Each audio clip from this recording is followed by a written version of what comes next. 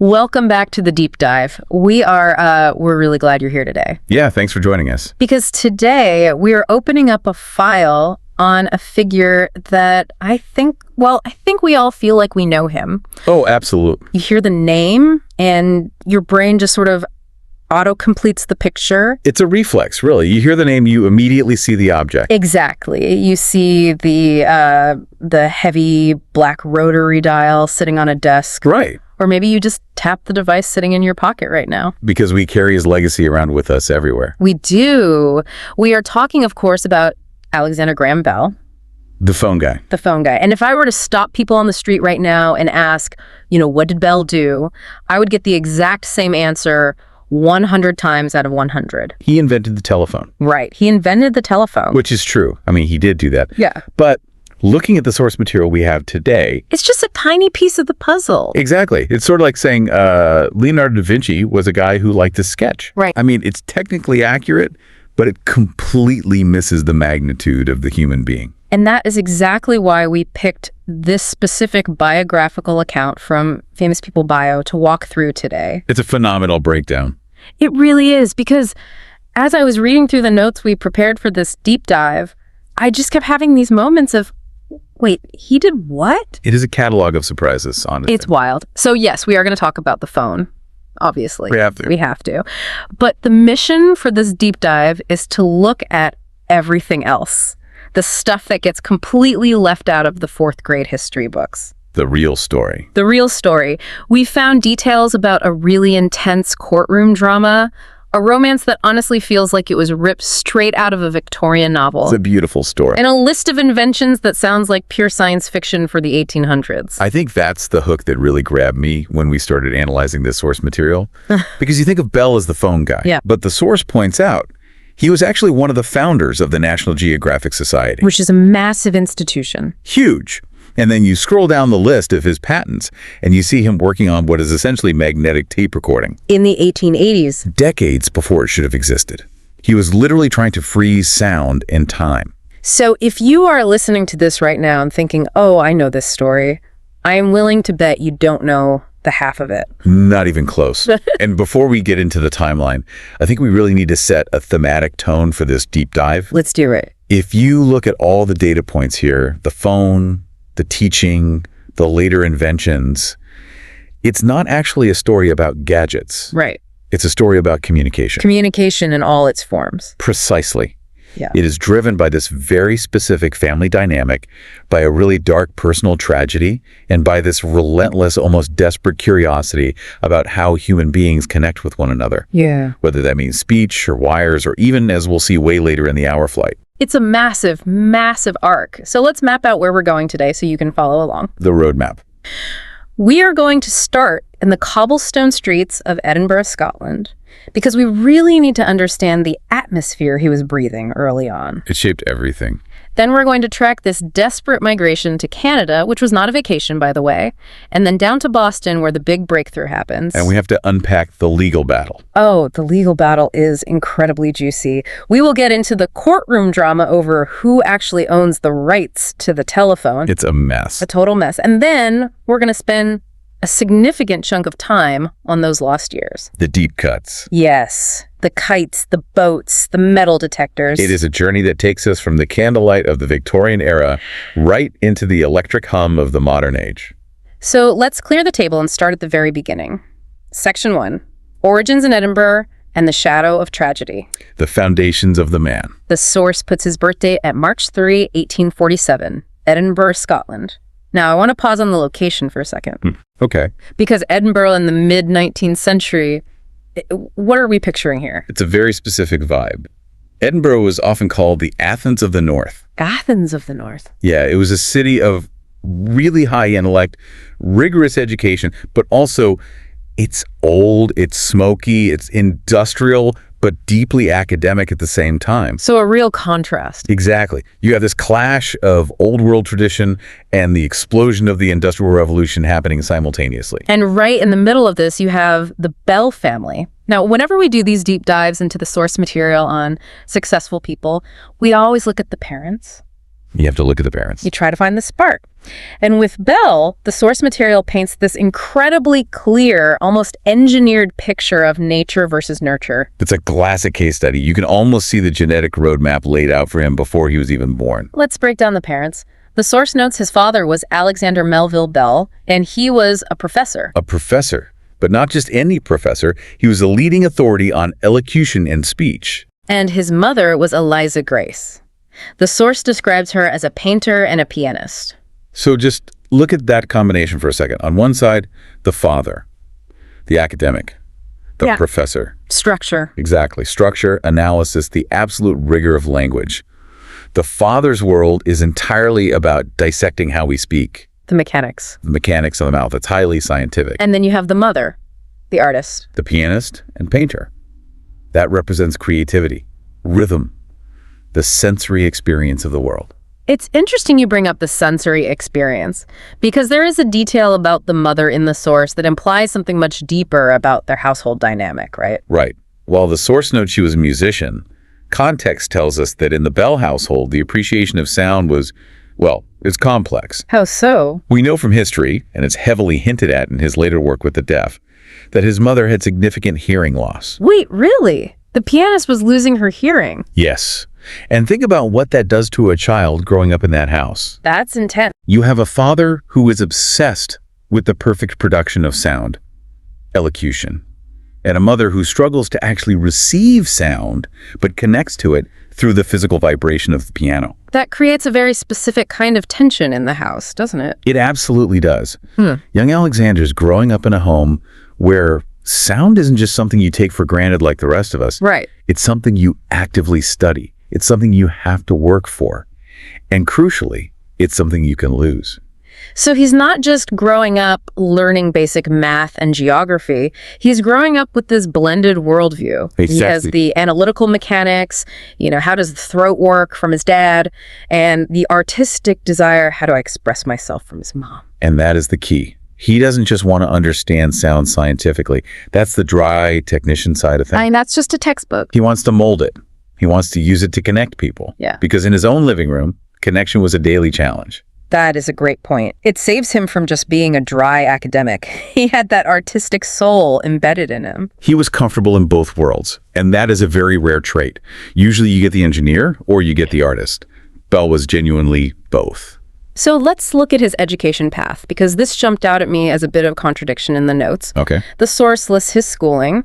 It says he went to Attenborough's rural high school, but he leaves at age 15. Which seems incredibly young by modern standards. It really does. And then he attends the University of Edinburgh and later University College London. Right.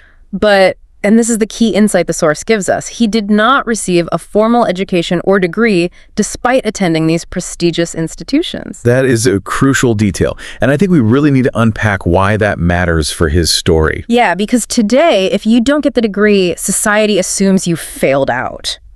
Or you quit because it was too hard. But in the 19th century, the university system was incredibly rigid, very classical. Lots of Latin. Latin, Greek, endless rote memorization. Bill was a restless mind. The fact that he audited classes, that he went to the lectures but didn't chase the piece of paper at the end, tells us something vital about his learner persona. He was hacking his own education. He was entirely self-driven. He was just picking and choosing what he wanted to know. Exactly. He was gathering the raw materials he needed for his own specific interests: sound, speech, anatomy, rather than following a prescribed curriculum just to become a banker or a lawyer. Right. It shows a fiercely independent mind. He wasn't looking for institutional validation. He was looking for answers to his own questions. So he's a teenager, he's smart, he's independent. It sounds like the perfect start to a great success story. It does. But this early period, it isn't just about leisurely learning in giant libraries. There is a very dark turn in the story right here. The tragedy. The source mentions Bell had two brothers, Melville and Edward. And tragically, both of them died of tuberculosis. You really cannot overstate the impact of tuberculosis in the 19th century. We hear TB today and we think, okay, you go to the doctor, you take some antibiotics, you're fine. No, back then, it was the White Plague. The White Plague. It was a literal death sentence. And it was a slow, wasting death. It completely consumed you over months or years. And the source says this happened throughout his childhood and early adulthood. So this isn't just a sudden freak accident. He is literally watching his siblings fade away in front of him. Imagine the psychological impact of that. You're a young man, you are wildly curious about the world, you have all this potential bubbling up, but your immediate reality is death. Yeah. You look at your brother sitting across the breakfast table, and he's coughing. He's getting thinner every week. And you have to be wondering, am I next? The I next. That exact question must have haunted him every single day. It has to change your perspective on time. It creates a massive sense of urgency. You don't have time to waste on a 4-year classical degree if you genuinely think you might be dead in 2 years. And it had a very tangible impact on the family's trajectory, didn't it? It wasn't just an emotional weight. It actually changed where they lived. It dictated absolutely everything. The source explicitly states that in 1870, after the death of the 2 brothers, the Bell family moved to Canada. And the reason given in the text. For the sake of his health. For the sake of his health. That is wild to think about. They uprooted their entire lives. Everything. They left Edinburgh. They left the high academic circles of London. These were sophisticated, urban people. And they moved to, what, rural Canada? Brantford, Ontario, which at the time was certainly not the metropolis of London. It was the frontier, comparatively speaking. Purely because they were terrified Alexander would be the 3rd coffin. They had lost 2 sons. They were absolutely not going to lose the last one. It's a desperate move. It highlights the extreme fragility of life in the 19th century. We forget this today, but health concerns dictated major life changes back then. Migration wasn't always about seeking fortune. Not at all. Migration wasn't always about money or opportunity. Sometimes it was just about basic survival. The air here is killing us. We need to go where the air is clean. So 1870, the Bells land in Canada. Alexander is 23 years old. He's sickly, he's grieving his brothers, and he's in a brand new country. Starting from scratch. Which sets the stage for the next phase of his life. Section 2, the teacher of speech. This is where the career actually begins to take shape. And it's fascinating because, again, looking at the myth versus the reality here, he didn't start as a lone inventor tinkering in a garage with sparks flying. Right. He started by essentially joining the family business. Expanding on his father's work. The source says he began expanding on his father's work of teaching deaf people to communicate. This is critical context for you listening. If you want to understand the telephone, you have to understand this specific job. Why is that? You have to understand what he was actually doing in those classrooms day in and day out. So let's look at the timeline provided. In 1872, he moves down to Boston. He founds a school. And the name of the school, it's quite a mouthful. It is a very Victorian name. The School of Vocal Physiology and Mechanics of Speech. Vocal physiology. And then in 1873, he gets appointed professor of vocal physiology and elocution at the Boston University School of Oratory. I want you to note the titles there. He isn't a professor of physics. He isn't a professor of electrical engineering. He's a professor of vocal physiology. Okay, I want you to break that down for us. What does vocal physiology actually mean in practice? What is he teaching these students? He is teaching the actual biology of the human machine. The human machine. Yes. He's teaching his students, many of whom were profoundly deaf, how to be deeply aware of their own bodies. How so? How the throat constricts when you want to make a sound. Exactly where the tongue touches the roof of the mouth for a T versus an S. How air pressure pushing up from the lungs creates vibration in the larynx. It's incredibly physical. It is entirely physical. His father actually invented a system called visible speech. Visible speech? Yeah, it was a set of written symbols that showed you how to position your mouth to make a sound, even if you couldn't hear the sound itself. That's brilliant. And Alexander was an absolute master of this system. He could look at a symbol on a chalkboard and know exactly how to shape his throat to produce the corresponding noise. That sounds almost like he was reverse engineering the human voice. That is exactly what it is. He broke the human voice down into raw data, into repeatable mechanical steps. Okay, let's unpack this connection, because I think most people assume Bell was just a tinkerer who liked playing with wires and batteries. Right. But you're saying his true expertise was biological first. Yes, and that is the bridge. That is his secret sauce. He wasn't just trying to send a generic electrical signal down a wire, like a Morse code beep. Right, Morse code is just on or off, click or clack. Exactly. Any decent electrician could do that by then.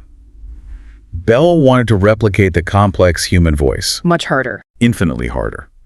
And because he understood exactly how the voice was produced biologically, the complex vibrations, the frequencies, the timbre, he had a massive conceptual advantage over everyone else trying to invent the phone. He knew the target. He knew what the waveform looked like in nature before he even knew how to electrify it. So he understood the data that needed to be transmitted far better than the guys who just understood the copper wires. That's a perfect way to put it. He knew the source material speech intimately. The bridge he built was between teaching elocution, helping deaf people speak, and transmitting that exact same voice over wires. It really reframes the invention of the telephone for me. It wasn't an accident. It was a direct evolution of his day job. It was the next logical step in his lifelong obsession. He thought, if I can teach a deaf child to speak by physically showing them the vibration. Can I capture that vibration? Yes. Can I take that vibration, turn it into electricity, send it down a wire miles away, and turn it back into a physical vibration on the other end? He's trying to mechanize the ear and the mouth. Precisely. He is building an artificial ear and an artificial mouth out of metal and membrane. Which brings us perfectly to Section 3, Mr. Watson and the breakthrough. The moment history actually changed. The year is 1874. Bell is teaching. He's a professor. He's living in Boston, which, by the way, was essentially the Silicon Valley of the 1870s. It absolutely was. All the venture capital, all the engineering brains were concentrated right there. The source says he was drawn towards an idea of transmitting the human voice over wires. But he has a problem. He's not a machinist. Right. He knows the theory. He knows the voice better than anyone. But he's not the guy who can lay the microscopic screw or wind a copper coil perfectly. He needs hands. He has the brain. He needs the hands. So in 1874, he hires an assistant. Enter Thomas Watson. And Watson is the absolute perfect foil to Bell. The source describes Watson simply as a skilled electrician. And right there is the legendary partnership. You have Bell, the visionary, the professor, the guy with his head in the clouds, or in the larynx, I guess. Right. And you have Watson, the practical guy who knows exactly how to bend metal and wire circuits so they don't short out. It's the classic Steve Jobs and Steve Wozniak dynamic, a full century early. It really is. Bell knew what he wanted to happen.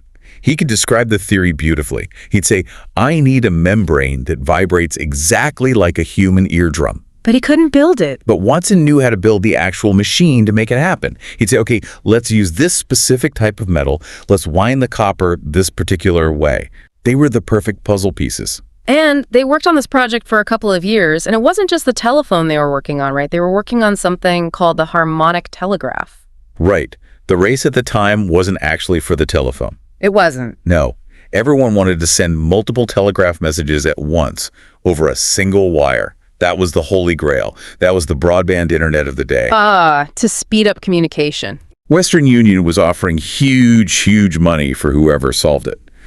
Bell was supposedly working on that harmonic telegraph to get the prize money, but he kept getting distracted by this crazy idea of sending voice instead of click. He was moonlighting on his own passion project. He was obsessed with the voice. He just couldn't help himself. And then we get the date.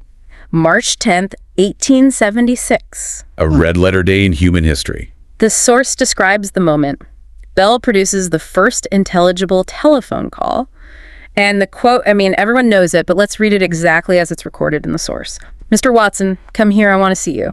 It's so amazingly mundane, isn't it? It really is. I always feel like if I knew I was making history, I would have prepared something grand. Right. Like one small step for man, or something poetic about the dawn of a new era. But that's the absolute authenticity of it. It wasn't a staged PR event for the press. The scene is laid out for us. Watson is in another room. The narrative is that he hears Bell's voice actually coming through the physical device. Coming out of the machine. And he comes into the room to see that the telephone had actually worked.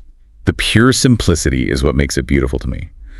The simple fact that Watson heard it meant the entire world had just changed. The physical distance between two human beings had just been erased. Now, I've always found it funny that the very first message sent over a revolutionary communication device was essentially a request for a quick meeting. Right. Can you come to my office? Yeah. The first email ever sent was probably something just as similar and functional. Just test. Exactly. But as smooth as that moment sounds, success. High fives all around the road to actually owning that invention was anything but smooth. The source brings up the other inventor. Ah, yes. Elisha Gray. This is where the story gets really messy. The conflict is stated incredibly clearly in our notes. A legal battle ensued with inventor Elisha Gray, who claimed his invention of the telephone predated Bell's. This is one of the most famous, most studied controversies in the entire history of patent law. Who exactly was Elisha Gray? Gray was a massive heavyweight. He was a professional, highly respected inventor. He was backed by Western Union, the biggest tech monopoly of the era. So he had deep pockets. In the tech world of the 1870s, Gray was Goliath and Bell was David. And is it true they filed their patents on the exact same day? It's incredible, but yes. February 14, 1876, Valentine's Day. It is a date that patent lawyers have aggressively argued about for over a century. So it wasn't just about who physically built the working model first. It was a race to the patent office about who filed the paperwork first. Exactly. And it brings up this really fascinating concept of convergent evolution. Convergent evolution in tech. Yeah, we see this in technology all the time. The foundational technology reaches a point where the next big idea becomes practically inevitable. The pieces are all on the board. Right. The components are all there. Electricity, strong magnets, flexible membranes. Multiple brilliant people reach for the exact same apple at the exact same time. So Elisha Gray was right there with him. He was incredibly close. Some argue his liquid transmitter design was actually superior early on. But in the ruthless world of patents, coming in second even by a few hours, or on a tiny clerical technicality, is the exact same thing as not finishing the race at all. Wow. The source says the court ultimately ruled in Bell's favor. And it wasn't just one quick court case, it was hundreds of them. Hundreds. The Bell Telephone Company spent the next decade doing almost nothing but suing people and actively being sued by rivals. The source mentions the formation of the Bell Telephone Company in 1877. Right. That entire monolithic company was built on the shaky foundation of that single legal victory. If the court had looked at the paperwork and ruled differently on that one day, we might all be talking about the Gray Telephone Company right now. It's wild how razor thin the margin between historical obscurity and global fame can be. Being first technically matters, sure, but as the source strongly implies here, winning the brutal legal battle is what actually creates the lasting legacy. So by 1877, Bell has the patent locked down. He has the company forming. The massive money is just about to start rolling in. And this is usually where the Hollywood biopic ends, right? Triumphant music swells. Freeze frame, roll the credits. But for Bell, this was literally just the end of the first act. Because right in the middle of this absolute whirlwind, the labs, the lawyers, the patent fights, he falls in love. Section 4, Love and Family. A very, very personal chapter. Yeah. And I genuinely think this is the emotional core of his entire story. The source introduces Mabel Hubbard. Mabel. And the context provided here is absolutely vital. Who was she? She was his student. His deaf student. This brings the whole narrative full circle. Mabel had lost her hearing due to a severe bout of scarlet fever when she was a young child. Bell was brought in to help her maintain her speech using his visible speech techniques. So the professional relationship turns into a romantic one. It does. And you really have to imagine the dynamic between them. Bell is this passionate, intense guy, completely obsessed with the mechanics of speech and sound. And Mabel is bright, deeply intelligent, but permanently cut off from the world of sound. The marriage took place on July 11th, 1877. The source notes Bell was 30 years old. Think about the poetic connection there. His father taught the deaf. He taught the deaf. He invents a revolutionary device to amplify and transmit sound across the world. And he falls deeply in love with a woman who cannot hear a single word of it. It really seems like his work with the deaf was strictly professional at first, but this shows it was deeply, deeply personal too. It connected him to his wife in a profound way. It wasn't just a day job to pay for his lab. It was his entire life. It was his community. And there's a truly beautiful irony here. What's that? The man who invented the telephone, the device that changed how the world talks, his own wife could never use it. Wow, I had never actually thought about that. She couldn't hear his voice on the other end of the line. So while he was busy shrinking the entire globe for everyone else, in his own home, sitting across the dinner table, he still had to communicate with the love of his life through sign language, through lip reading, through physical touch. That is heartbreaking and beautiful at the exact same time. It strongly suggests that his relentless drive to understand communication wasn't just some academic puzzle he wanted to solve. It was about finding ways to connect with the people he loved most. The source lists their children. Elsie May, Marion Hubbard, Edward, and Robert. They had 4 children together. And here, sadly, the shadow of tragedy returns to his life briefly. The source mentions Edward and Robert. Now, the text just lists them, but reading between the lines of the timeline. They died in infancy. So the terrible tragedy of his youth repeats itself. Respiratory issues again. It's a brutal, cruel echo of his own childhood back in Scotland. He lost his 2 brothers to lung disease. Now he loses his 2 infant sons to respiratory issues. It adds such a profound layer of humanity to him. He wasn't just a cold patent machine churning out inventions. He was a husband and a grieving father dealing with profound, repeated loss. A man trying to build a stable life in a new country, constantly haunted by the absolute fragility of human life. Okay, so let's pause here and look at where he is. It's 1880. He has the phone. He has the family. He has the massive influx of money from the telephone company. He is rapidly becoming an incredibly wealthy man. Very wealthy. Most people in that position, they retire, they buy a giant yacht, they move to the French Riviera and never work another day. Well, he did buy property in Nova Scotia, which is beautiful, but not exactly the Riviera. True, but he definitely did not retire. This is where we get into section 5, the serial inventor. And honestly, this is the part of the deep dive I have been most excited to talk about with you. It's the best part. Because if you think the telephone was cool, just wait until you hear about the photophone. The beyond the telephone years. This is where he fully transitions from successful inventor to, I don't know, mad scientist in the best possible way. The source says it explicitly. In all, he held 18 patents in his name alone and 12 that he shared with collaborators. That is a staggering, prolific output for one lifetime. And we're not just talking about minor tweaks to the telephone handset.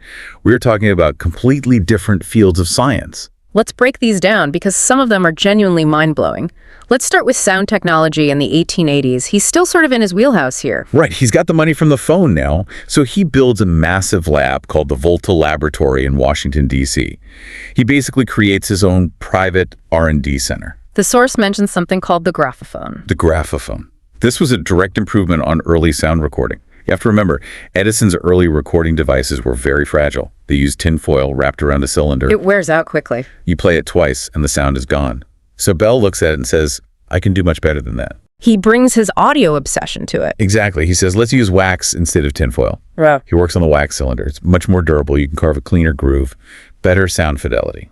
But then the source mentions this next item, and this is what literally stopped me in my tracks while prepping. I know exactly what you're going to say. It says magnetic recording technology that was an early form of tape recording. Magnetic recording. In the 1880s. Tape recording. When I hear tape recording, I think of giant reel-to-reel machines in the 1960s or cassette tapes in the 80s. It just shows you how terrifyingly far ahead of the curve he was. Bell was pioneering the physical storage of sound. He had successfully conquered the real-time transmission of sound with the telephone. Now he wanted to conquer the permanent preservation of it. He literally wanted to freeze time. Essentially, yes. The core idea that you could capture a human voice magnetically, store it on a medium, and play it back perfectly years later. That is the grandfather of the hard drive. Yeah. It's the ancestor of the cassette tape, of the digital voice memo you leave on your iPhone today. It's incredible. But the one that really blew my mind, the photophone. The photophone, the crown jewel. Please break down the name for us. Photo meaning light, phone meaning sound. Sound on light. He was literally transmitting the human voice on a beam of sunlight. Wait, you have to explain the physics of that for us. How on earth do you put a voice on a sunbeam in 1880? It's actually absolute genius in its pure simplicity. He used a highly flexible, very thin mirror. You speak loudly into a tube aimed at the back of the mirror, and the physical acoustic vibration of your voice makes the mirror wobble. Okay, so you're shouting at a mirror and it's vibrating. Right. And at the exact same time, you are bouncing a concentrated beam of intense sunlight off the front of that wobbling mirror. The microscopic wobble changes the intensity of the light beam as it reflects. It makes the light flicker, effectively. So the flickering light is actually carrying the vibration data of the words. Exactly. And on the receiver side, maybe a block away, he had a special selenium cell.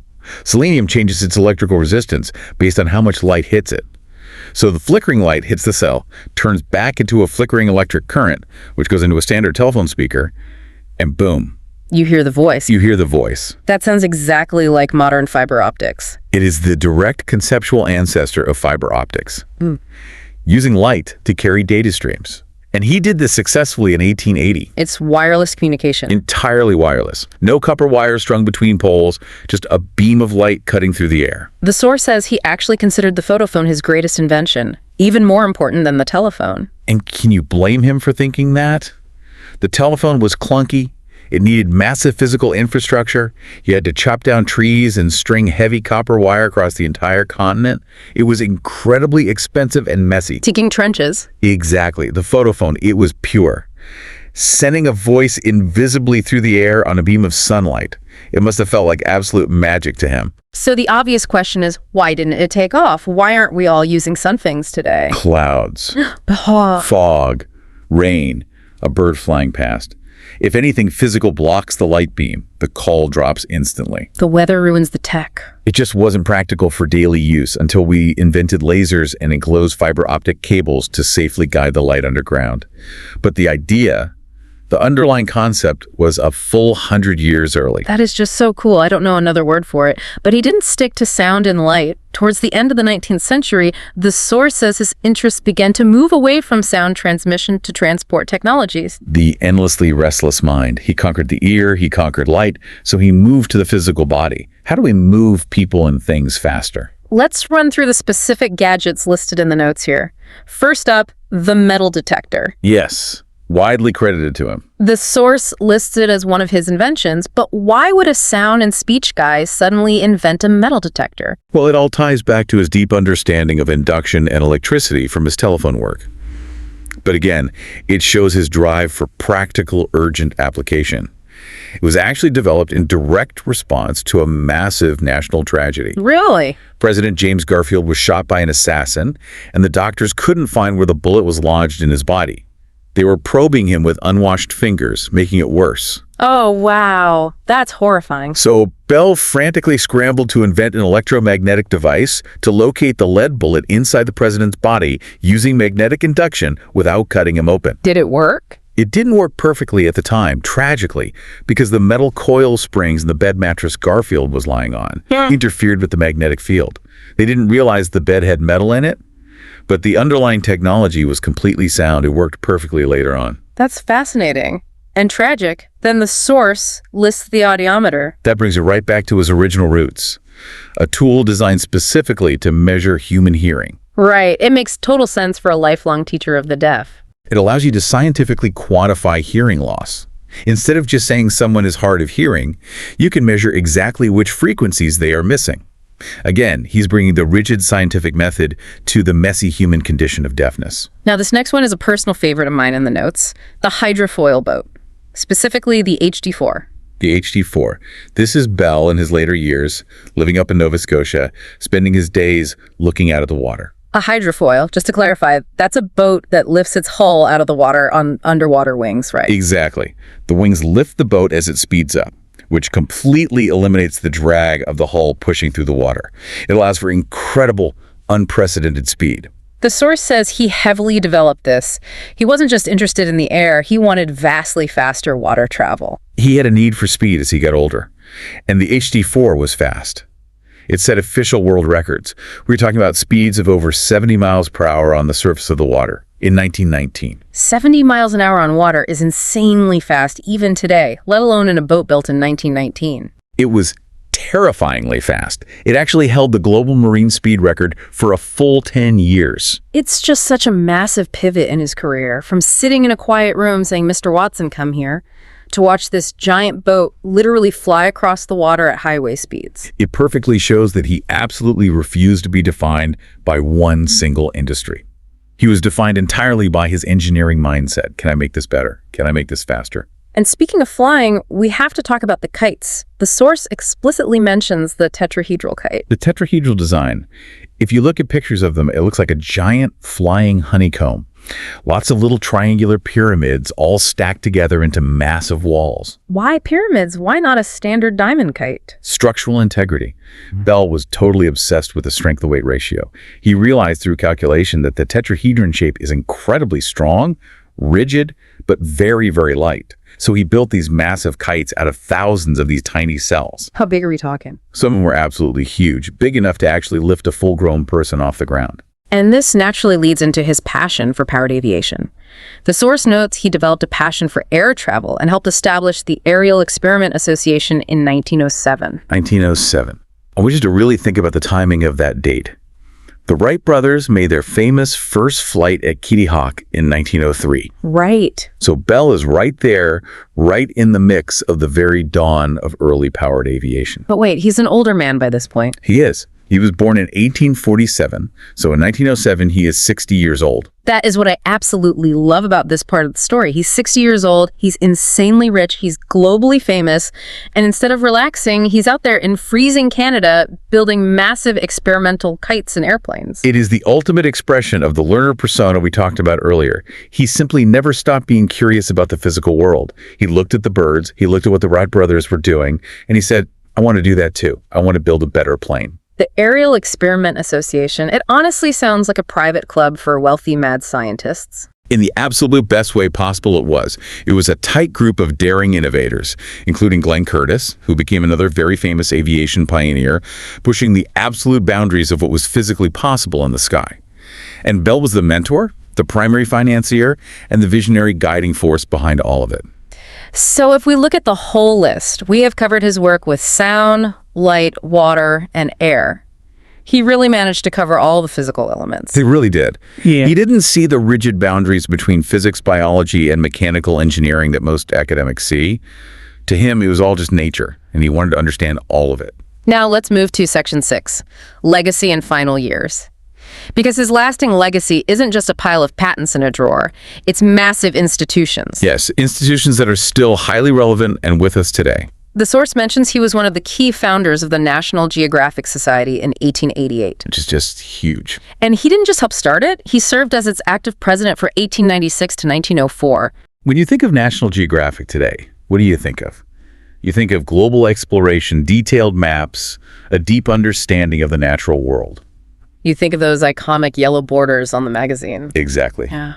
And that mission fits Bell perfectly. He wasn't just about inventing new gadgets in a dark room. He was about exploring the geography of the entire world and democratizing that knowledge so everyone could share it. It matches the learner persona perfectly again. He helped build one of the world's most famous and trusted educational organizations from the ground up. And here's a really fun historical connection for you. Remember, his father-in-law, Gardner Green Hubbard. Wait, the guy who financially backed the original telephone company? Yes, he was actually the very first president of the National Geographic Society. Mm-hmm. Bell took over the presidency after him. And Bell was the one who forcefully pushed for the magazine to start including photographs. Really? He drove that change? Before Bell took over, the magazine was very dry, very dense, academic text, bulletins for geographers. Bell came in and said, no, regular people want to physically see the world. Put big, beautiful pictures in it. So the guy who invented the photophone brought photography to National Geographic. It all connects beautifully. He fundamentally believed in the power of the visual image to educate the masses. Sadly, all great stories have an end. The source details his passing. The final chapter of A Massive Life. Date of death, August Snood, 1922. Just after World War I. The world had changed completely, almost unrecognizably, since his birth in smoky Edinburgh. Location, Baddock, Nova Scotia, Canada. His beloved summer home. Bainbridge, he called his estate there. It means the beautiful mountain in Gaelic. Cause of death, complications from diabetes. A very difficult way to go before modern insulin treatments. He was 75 years old. A remarkably good age for that time period, especially considering his sickly childhood and the tuberculosis that wiped out his brothers. That's a really great point. He was the frail boy who wasn't supposed to survive, who had to be moved to rural Canada just to save his lungs, and he lived to be a robust 75. And he didn't just survive his youth. He absolutely thrived. He changed the fundamental way the world operates. When he died, as a mark of respect, every single telephone in North America was silenced for 1 full minute during his funeral. That gives me chills just thinking about it. A total continent-wide moment of silence for the man who gave the world a voice. It is the most fitting tribute imaginable for a man obsessed with sound. So, let's wrap this up. Outro time. Let's try to summarize the man based on all the source material. If we look back at the original roadmap we drew at the start of the hour, We have a man born in Scotland, the son of a Vobel professor and a deaf painter, who moved to the Canadian frontier just to escape the tragedy that took his brothers, who worked tirelessly in Boston as a teacher of the deaf, trying to decode the biological mechanics of human speech. who used that exact knowledge to invent the telephone, completely changing global communication forever. Who battled corporate lawyers for a decade, married his own deaf student, and then spent the rest of his life ignoring his laurels and inventing everything from tape recorders to hydrofoils. And finally died on a beautiful mountain in Nova Scotia, leaving behind a lasting legacy that includes National Geographic. It is a massive, almost unbelievable life. It is a life defined by constant, restless motion. He never settled. He never sat down and said, okay, I've done enough, I'm finished. There is a key quote in the source material that I think sums his entire ethos up perfectly. I want to read it right from the text. Before anything else, preparation is the key to success. Preparation. What do you make of that specific choice of words? I find it surprisingly humble, honestly. For a man who invented so much, who is universally called a genius in the history books, he attributed his staggering success not to luck, not to some divine spark of unearned brilliance, but simply to preparation. Doing the homework, putting in the hours. Exactly. Deeply understanding the vocal physiology before even attempting to build the phone. Understanding the complex aerodynamics before building the massive kite. He fundamentally believed that if you did the grueling preparatory work, the success would naturally follow. It makes him feel very approachable, doesn't it? It means you don't have to be born a magical wizard to change the world. You just have to prepare. You have to remain relentlessly curious. It's a very democratic view of success. It clearly says that true innovation is open to absolutely anyone willing to put in the immense effort required. So here is my provocative closing thought for you listening today, and for you too. Go for it. Let's hear it. If Alexander Graham Bell were magically alive today, right now, with his lifelong obsession for instant communication and rapid transport, with all the tools we have, drones, the internet, artificial intelligence, quantum computing, what exactly would he be preparing to invent next? That is the ultimate question. Would he be working on direct brain-computer interfaces, technological telepathy? Or maybe a perfectly silent supersonic plane. Or a practical way to translate and communicate with animals. Who knows? But he would definitely be preparing for something massive. He certainly wouldn't be sitting still. You can count on that. Thanks for diving deep with us today. Keep exploring, keep preparing, and stay curious, everyone.